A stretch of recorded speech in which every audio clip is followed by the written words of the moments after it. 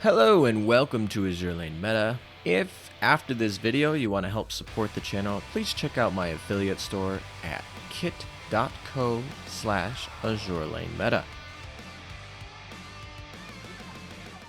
Today we are going to be discussing the meta changes that Operation Siren could bring. I have created over an hour of content over the last couple weeks regarding the new updates to Operation Siren, and we are still getting more. So what a lot of you might want to know is, what is the quick and easy way? How can I prepare for Operation Siren? What ships should I be leveling, and what gears should I be enhancing to prepare? And so today we're going to talk a little bit about that with the aid of one of the Chinese beta streamers who has created a guide for what he used to clear most of the content on the beta stream. Now, take this with a grain of salt, because once again, we have a lot of new changes that could happen between when it is in beta and when it is released to us, so not everything game mechanic wise might be exactly the same. Also, we are getting new ships. Obviously, we get one that's coming for the next event, and so we don't know how those will change the meta. But as of right now, we're going to pretend that it drops today and nothing from the beta server changes, and this is what your meta is going to be. I don't expect much to change from what I'm going to tell you today, and that's why I'm posting the video. So today we're going to talk about the 4 fleets that we will use in Operation Siren, along with the 2 submarine fleets. I'll talk about what ships you want, what equips you want, and maybe some alternatives. So we're going to start out with the first one. This is going to be your main clearing fleet. This really focuses on getting done really quickly the map, so you're just trying to fire your strikes really early and clear these light armor ships really fast. That's really what this is. This is why we use Hiryuu and Champagne. They both fire with a preloaded torpedo. Hiryuu is going to buff Champagne, and then basically Champagne also just fires so quickly. You put both HE guns on them, and that's because we're having light armor, so we're going to be hoping to inflict burn and get super effective damage there. And then you're pretty much standard across the board. The auxiliary weapon doesn't matter. We're getting the hit stat because missing those light armors really hurts. And then we just go with the extra damage with the double shells, because this is not PvP, so we don't actually really care about them surviving because we're trying to finish the map really early. Amagi comes in here as well. She's going to be firing like 10 seconds in. Champagne's probably going to be firing her second shot around then as well, and she also is using HE. So the whole backline is basically just focused around firing really quickly. The reason Amagi gets that early strike is because we play 3 frontline IJN. Kitakaze is the best firepower destroyer that you can find, other than potentially Tashkent, but we're using Kitakaze so that Amagi strikes early. Noshiru, just absolutely insane. And of course, Ibuki is the torpedo queen because she has 2 preloaded torpedoes, and we are going to buff her with Noshiru with 2 sets of preloaded torpedoes, 2 preloaded salvos in the back line, and then,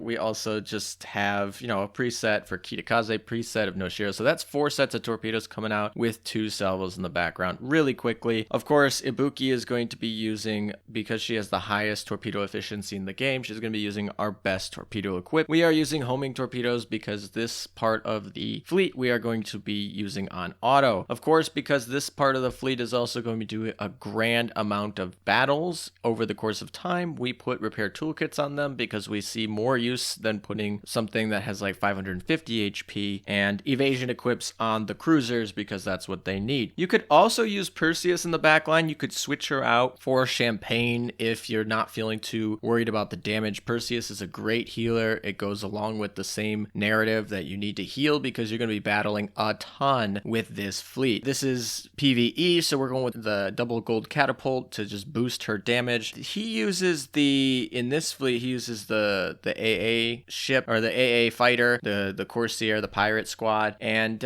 you could also use the Seafire. That's the best surface damage. Perseus really isn't doing much surface damage in the first place. That's also why he elects to go with this worse plane in the torpedo bomber slot, and that's so that can slow down some of maybe the suicide boats or some of the things like that, because that has a skill that will slow them down. So that's why he elects to go with these two. He's going for the plane skills over the best DPS planes, which is fine because Perseus doesn't deal much damage. Honestly, I don't think either one will make a difference. You choose you. Moving on to the second formation. So this formation is going to be focusing on trying to get the aircraft carrier nodes that are kind of in the Siren stronghold, and they are beefy nodes. It takes a while for you to get them cleared. And so we really focus on here on the back line. We're going to be focusing on a lot of damage. That's why we have Georgia, Monarch, and Warspite. And that is a ton of damage that we have here. We have Warspite using the champagne gun, which is pretty much the best gun available for AP that we can get. I mean, it's even better than 457 on that third shot for damage wise, but the 457 shoots faster and has higher DPS. But here, because we're planning on it being for the long haul anyway, might as well take that third shot of Warspite. Monarch and Georgia using basically the barrage guns, because they both have barrages that are very effective here, especially slowing down. The auxiliary equips really don't matter. I'm actually kind of curious why Georgia's getting the baguette gun. I guess he just had extras. I don't have extras. Most people don't have that many extras, but if you need it, you can use it. Of course, once again, you are using the same loadout for the AA gun and the auxiliaries because it's, the most damage basically that you can put on the front line. This is probably the most area where, I might say there's a lot of different alternatives you can go here. He went with Cheshire, Mains, and Seattle. The main focus here is that we want to get AA guns off of the boat because, the carriers can do a lot of damage, and this is a long battle. So that's really what he's focusing on here. All these ships very good AA-wise. We got some AA skills in Seattle, but we need to also still have surface DPS. So something like a Suzu, while she's better AA, surface DPS is a little bit lower. Honestly, I don't think that it would hurt too much to put her in because most of your damage is still coming from that back line, but we want to put out some things. Sandy Kai would be a great alternative here. She has a lot of surface DPS and she just clears out back row. So I'm not sure why he didn't use her here, but everything else is pretty standard. We're using the repair toolkits and we're using the rudder or the steering gear, whatever you want to call it, the dishwasher. Moving on to the next one, this is what I call the Battle Elite Stronghold fleet. This is kind of going to be focusing on fleets that have a lot of heavy armor on the premises, maybe some submarines, things like that. So he used Odin, he used Izumo, and he used Gascony in the back line. This is focusing on just getting a set of continuous damage out there. Not too much. Gascony, I think he had timed that up so that she fires more often with that 457 gun and whatnot. The front line is basically meant for survivability. I recognize this front line from 13.4. This is the front line that you want to use when you need survivability. Yatsen and Ninghai have a great combo, but Baltimore also brings in that DPS. So it's just not a sitting duck. It can actually deal some damage and clear some of the mobs. Moving on to the final set, and this is what I'd call the Hiryuu clearing set. This is really the bulk of the video here. This is probably the most important set of ships that you're going to want to enhance and upgrade and whatnot, because the Hiryuu set of the fleets are just so important for guilds and getting extra oil, and really Hiryuu raid passes are seeming to be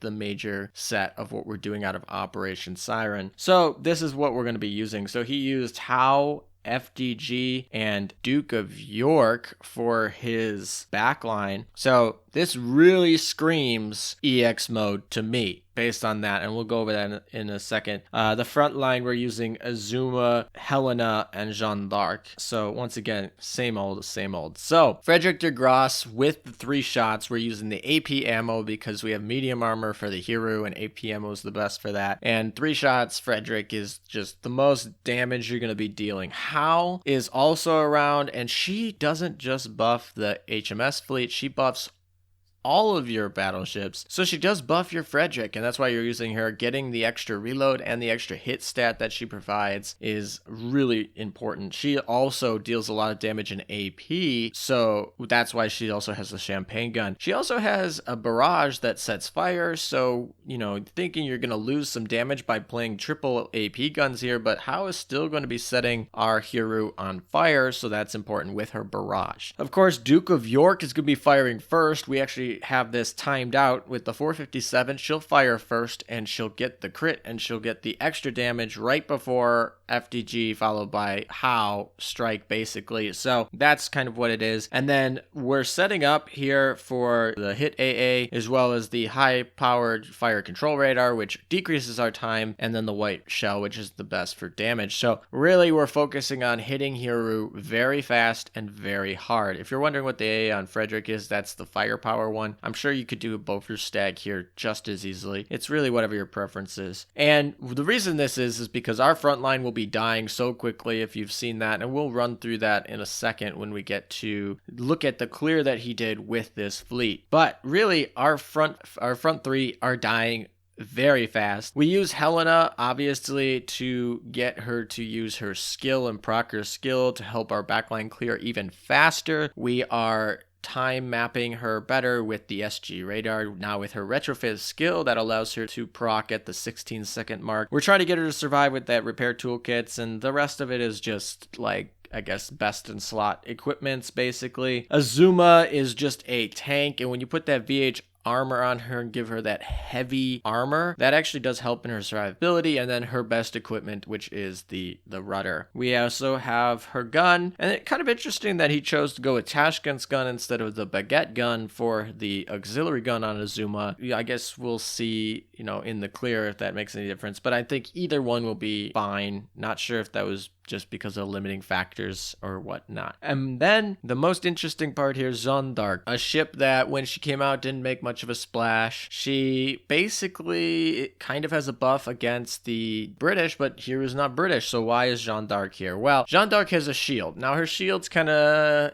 meh, right, and whatnot. Now this is kind of like an EX mode, and shield tanks are very important in EX modes, but Jeanne d'Arc's shield's not even top class. But why is it great? Well, because of what happens when her shield breaks. When her shield breaks, you get 2 seconds of invincibility for all of the ships that had the shield break. So she gives a shield to Azuma and Helena and herself, and then when they break, they become invincible. For 2 seconds, you'd say, why is that important? Well, really, 2 seconds is so much damage from Hiryuu. I mean, Hiryuu could literally be one-shotting your ships with how much damage she can give. So why is that important? Well, 2 seconds could be the one-shot kill that you missed. So we're playing Jeanne d'Arc for that shield, because if a projectile breaks the shield, they become invincible, and we don't really have to worry about getting one shot under those shields. So that's why we're playing Jeanne d'Arc. She also has decent damage when she's on fire, and the damage that she deals to herself is not that much. And once again, we're just focusing on trying to get the main fleet to survive long enough for that back fleet to fire 4 times. Hiryuu is time-gated. It's not like you're going to be defeating Hiryuu yourself.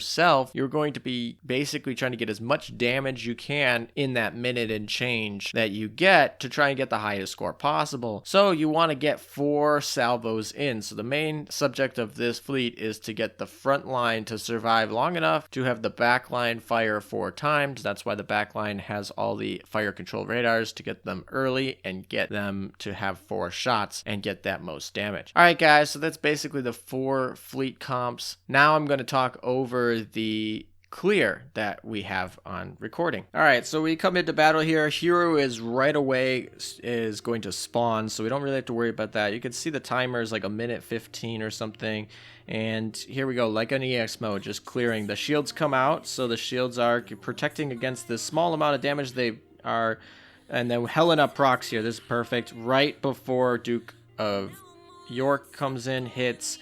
Duke of York does hit, and that gives us our extreme amount of damage right for Frederick to come, and then How comes and cleans it up. Once again, this is all AP ammo on this medium armor. So our front line's doing pretty well health-wise. Healing up procs again, but we're kind of just going to miss that opportunity. We're really there for the first time. We get our shields back, and the shields just instantly break from that attack, and we go to invincibility.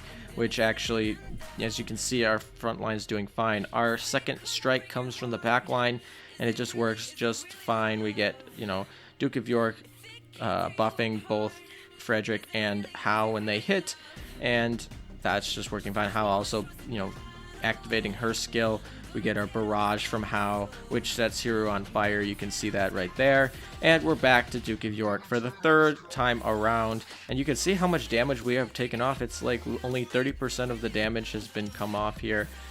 This is a lot of HP. We got to get through Frederick, Spires, and then we got Hao once again for the third strike. We got 20 seconds left before we get out of this, and we time out, which you guys will time out, so don't worry about that. And so we're just trying to get this last fire in. Duke of York comes in. Here we go. And then we get the skill activation for our front line, which helps us out. Wow, we're very close to surviving, or not surviving, but Frederick comes in and hits, and that will do it. We get all 3 shots of Frederick off, but we aren't going to get Hao off. So 48% of this 120 Hiryuu gets cleared, and that's basically what it is. Frederick is our main damage dealer, but we have a lot of damage from the other 2 backline, and our front line doesn't deal too much damage, but Azuma gets a good chunk here, so that is the clear. So I hope you guys enjoyed this video and that it will help you in what you need to plan to prepare for whenever Operation Siren does release. We don't know when it does yet, but it might be announced in the Japanese live stream this weekend. Subscribe to the channel if you want to get more notifications of when I'm going to be streaming and when new videos come out on the cutting edge of Azur Lane. Thank you for watching.